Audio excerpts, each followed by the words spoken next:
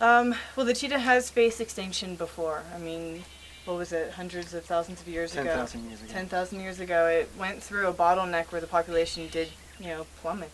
And I mean, thankfully, I think it says a lot for the cat that they have been able to rebound from extinction, and that was, I mean, just due to environmental purpose and causes and outside influences. And now the outside influence on the possible extinction of the cat is humans. The cat was able to rebound once before, and now all of a sudden it's facing extinction, not because of lion predation or hyenas. I mean, those have always been the factors for the cheetah, but they've been able to still survive in spite of all that. And now the main threat is humans. I mean, they're farmers of Namibia and Kenya, poachers. I mean, it's basic humans that are shooting the cat and causing the population to go back down.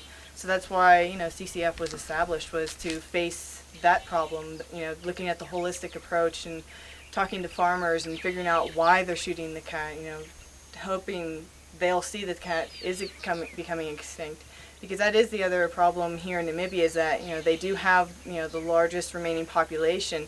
So you go and tell farmers that, they're shooting an animal that's endangered and close on the brink of extinction, and they laugh in your face. They just outright don't believe it. They don't see the numbers because they see the cats all the time, but they don't recognize the fact that those are the only cats left almost. So it's now our main factor is just trying to get that message out. And it's a slow changing human thought and process, and opinion has always been, one of the things that's going to take you the longest time to accomplish. Mm-hmm. So it is a very slow process. I'd say, within 10 years, I would hope that while there will still be people that, minds need to be changed, we're at least hoping to expand the minds that are changing. And that's why it's very important for, children and young farmers to come in here and educate themselves, because they're the ones that are really going to help shape the future of the cheetah. We can only do so much. It's really the people of Namibia and the people of South Africa, the farmers, the locals. Those are really the people that the cheetah depends on the most. And, we're doing our best to help educate those people and help them to see that, look, yes, you come here and you see this beautiful animal and you didn't realize how glorious it can be. We've had a lot of farmers come here, and as soon as they see, our cubs sitting there purring, they start to go, oh, this animal isn't so bad. They view it more as like a very big, scary, it's going to kill me type animal, and that's when, like I said, it's all about changing the mindset and educating the farmer, and by bringing those people in, and hopefully and they go out and spread the message, and that's really, I think, the best hope for the cheetah.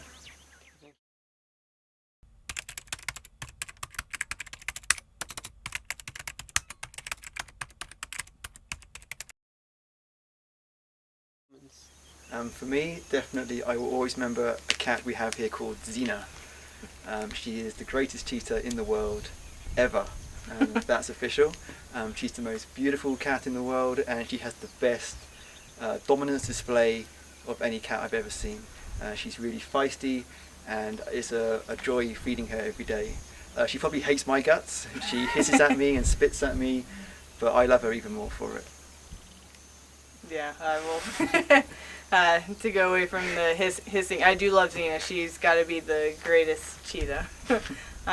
But I have been privileged enough to be part of hand raising our next 3 ambassador cats. So I'd have to say probably one of my better moments is that we have 3 cheetah moms raising the 3 cubs.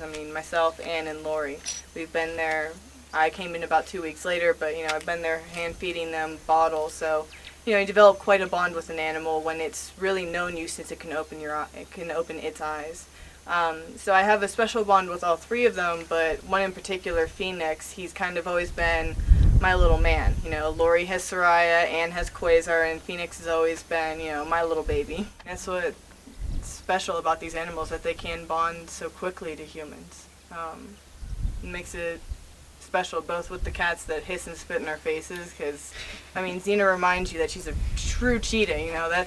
She's meant to be wild, and then you have the soft moments where animals that can help change people's attitudes towards them as well. So it's great to see both spectrums, I think.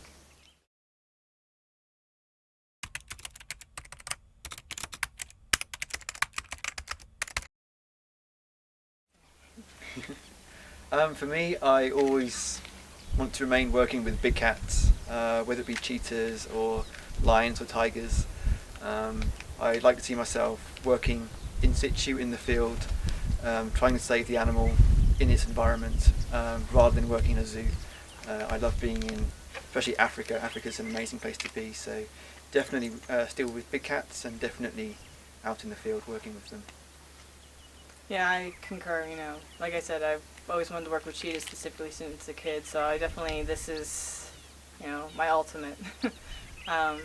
I could stay in Africa as well, but also there are certain places back home in the States that are very, they're big wide open spaces, much like CCF, and they're off exhibit animals. So it's very similar to what I'm already doing here, but it would at least be in the comfort of home. But also I think it's very important to spread the conservation message while you're, in other countries, because like I said, most of our funding comes from the States. So I wouldn't mind also working at a place called the Conservation Research Center. And it's associated with Smithsonian National Institute, and off exhibit animals, they focus on breeding, but they also do a lot of research. And we have a close tie with Smithsonian already. That working in a partnership type facility like that, I think that would be really interesting as well.